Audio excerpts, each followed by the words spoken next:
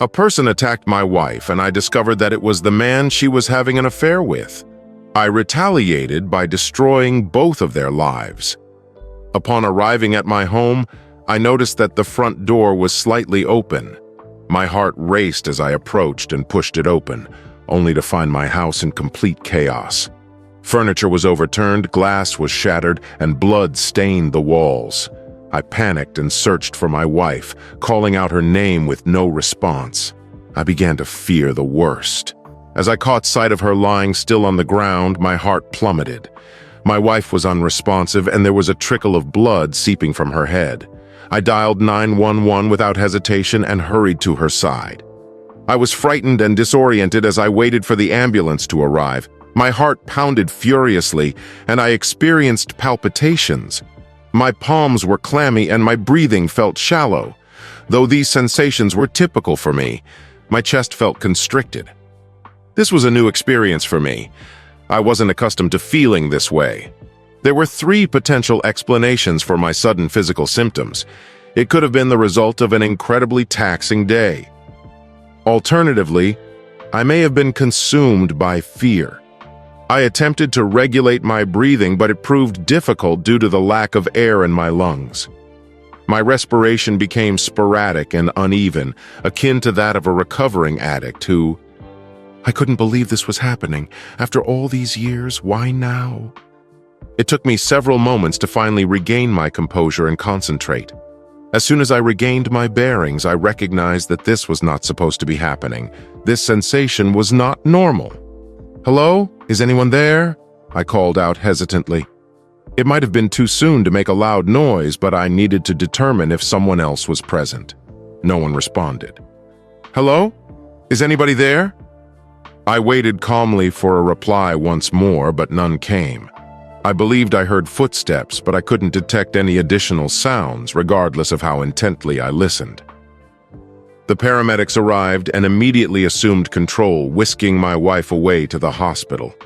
I remained in the midst of the wreckage, unsure of what to do next. My mind was overwhelmed with unease and inquiries. Who could have harmed my wife? Would she recover? What occurred here? As I sat in the hospital's waiting area, I couldn't help but reflect on how often I'd neglected my wife. I regretted every argument and every instance of annoyance I'd expressed towards her. All I desired was for my wife to recover and to have her in my embrace once more. The physicians eventually emerged and informed me that my wife would recover. Although she had suffered a severe concussion and some fractures, she would survive. A sense of relief washed over me, but it was rapidly replaced by indignation and exasperation. Who could have caused her harm? As the police arrived to take my account, I began to assemble the events. An intruder had broken into our house and attacked my wife. During their altercation, the intruder struck my wife on the head, rendering her unconscious. Prior to the police's arrival, the perpetrator had fled the scene. Over the following days, I remained at my wife's side as she recuperated. It was during this period that I recognized the extent of my love for her. I vowed to never overlook her again and to appreciate every moment we shared. As time progressed, the investigation into the assault continued. Eventually, the police apprehended the intruder, a young man with a record of aggression. The knowledge that the perpetrator would be held accountable for the harm he inflicted on my wife and home brought me a sense of relief. This event demonstrated that life can be unforeseeable, and it caused me to value my wife and family even more. During this challenging period, I was grateful for the support of my loved ones and the police. I was confident that we would persevere through this together and emerge more resilient on the other side. It was later discovered that the individual who attacked my wife was her former partner, whom she had never mentioned to me previously. The perpetrator had been stalking my wife for several weeks and had seized the opportunity to strike when he saw her alone at home. While sitting across from him in the interrogation room, I was stunned by his confession. He asserted that my wife had been unfaithful to me with him while we were dating and that they had continued their relationship even after we married. My mind raced with feelings of betrayal and rage. How could she have done this to me? How could she have deceived me for all those years? I demanded evidence from my wife's ex-boyfriend, and he presented me with messages and photographs that authenticated his account. Devastated, I knew I had to confront my wife about her infidelity, but not without some evidence. I combed through our home, searching for any sign that could provide me with answers. It was only when I stumbled upon a locked drawer in her dresser that I found a clue. After picking the lock, I discovered a letter addressed to my wife from someone named G. The words were filled with expressions of love and longing, and my heart sank as I realized that my wife was carrying on an affair. I couldn't fathom how the woman I loved and trusted could betray me like this. My mind was in chaos, and I was lost in indecision. Should I confront my wife or try to ignore what I had discovered? Despite my desire to walk away, I knew I had to face her. When I arrived at the hospital, she was awake and conscious. I struggled to maintain my composure as I asked her about the affair. At first, she denied everything, but when I presented the evidence, she crumbled and confessed to it all. My world seemed to have flipped upside down.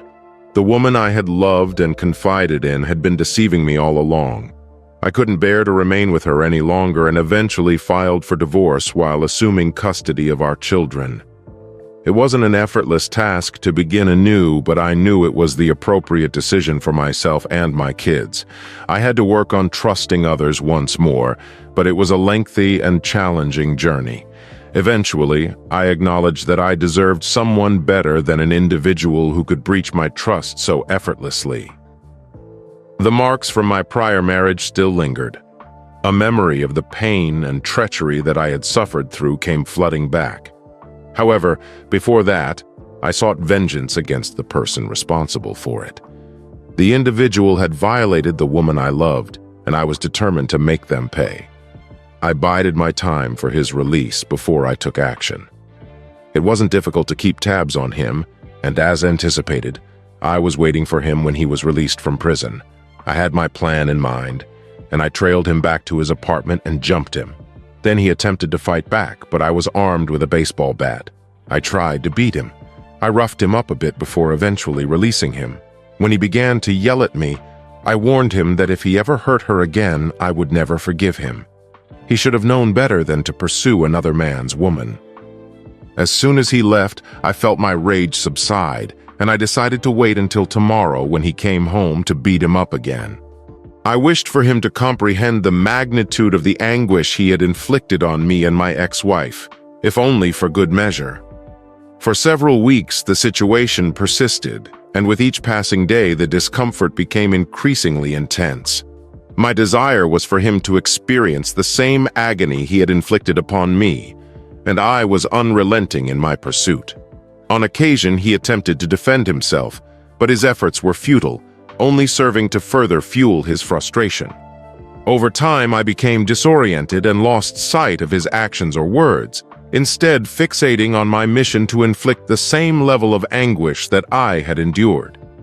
During one evening, he fell into a state of unconsciousness, and I found myself cradling his limp body in my embrace, his tear-filled eyes still moist.